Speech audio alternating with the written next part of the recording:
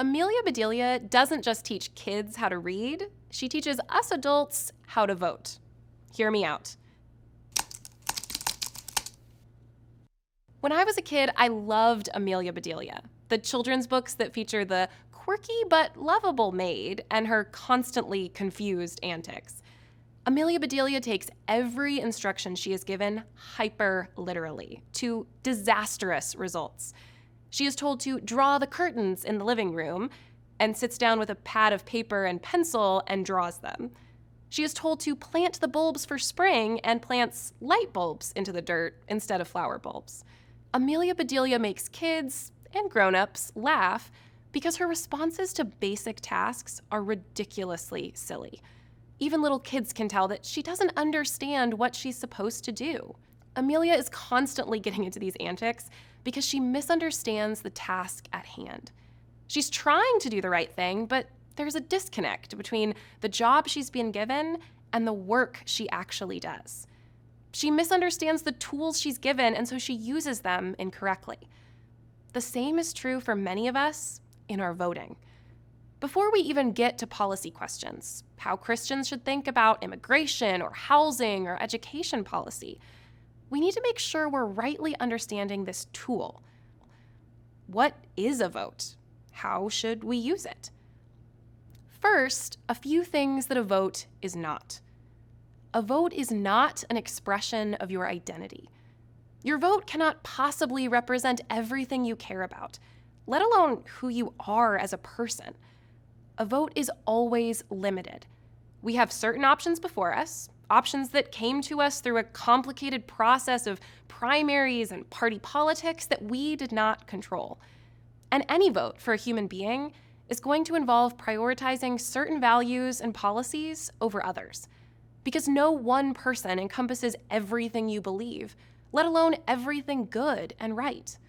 A vote is not an unqualified endorsement.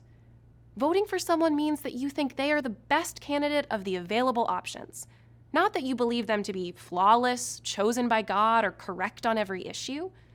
A vote does not require you to defend your candidate's flaws or mistakes. In fact, it obligates you to hold that candidate accountable when they fail to keep their promises.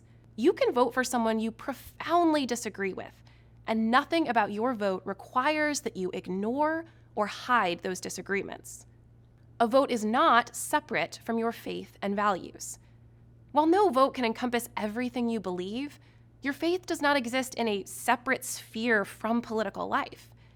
Christian theology has rich resources for thinking well about how humans should live in communities together, and we should bring those good gifts from our faith into the voting booth. So what is a vote? A vote is one opportunity to participate in our political life. It is a particular intervention into our political system. One way we can influence the leadership of our communities and tell elected officials what policies we support. It is one way to use our voices on behalf of the vulnerable, and a gift that many Christians throughout history and around the world have not had. While voting is an important tool, it is only one of the many ways we can participate in political life. We have lots of others. We can voice our opinion through city council meetings or contacting elected officials. We can volunteer in public schools or crisis pregnancy centers. We can build relationships with our literal neighbors. The values we say we care about during an election year, the well-being of our neighborhoods, the care of the poor and sick, the value of life, should also show up in these other forms of political engagement beyond the voting booth. So how should a Christian use their vote? We should pay attention to the authority of different offices and not just issues. Different offices hold different levels of power, depending on the level of government or the responsibilities of a particular office. Instead of picking an issue that will be our litmus test for all elected officials, we should pay attention to what different offices actually have responsibility over. The president has more power over foreign policy and immigration policy. Congress has more power over taxation and national defense. State elected officials have power over state laws, and state courts have power to interpret those laws. Your local government has power over things like police departments, local parks and roads, and public schools. Paying attention to these differences helps us make better decisions instead of reading every hot-button issue into elections for offices that have no power over those issues. We should consider both policy and character. Scripture gives us great resources for thinking about how human communities should be ordered. It also has a lot to say about the character of leaders. In stories of Old Testament kings like Solomon and David, we learn that the downfall of nations can turn on the character of leaders. The Psalms frequently reference the importance of good leadership. The New Testament is full of additional instructions for leaders who claim Christian faith: to serve humbly, to tell the truth, to not be easily angered. Policies are important, but we cannot always know what opportunities leaders will have to enact those policies. We do not know what challenges will arise while they are in office.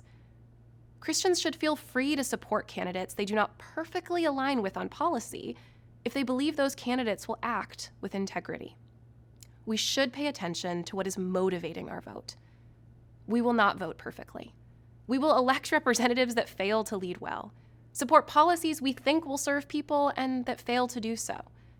We are not in control of every outcome, and our knowledge is imperfect. But we should reflect on the conditions of our hearts in an election season. Am I voting out of fear, anger, or loyalty to a political party? Am I voting because a leader has convinced me to fear my neighbors? A pundit has stoked anger and resentment? Or a party has promised that only our kind of people really care about America? Or am I voting out of love? Love for my neighbor, love for my community, and ultimately, love for God. We cannot ensure the results of our votes, but we can seek to vote out of love rather than fear. To learn more, check out the resources in the notes and follow us at holypost.com.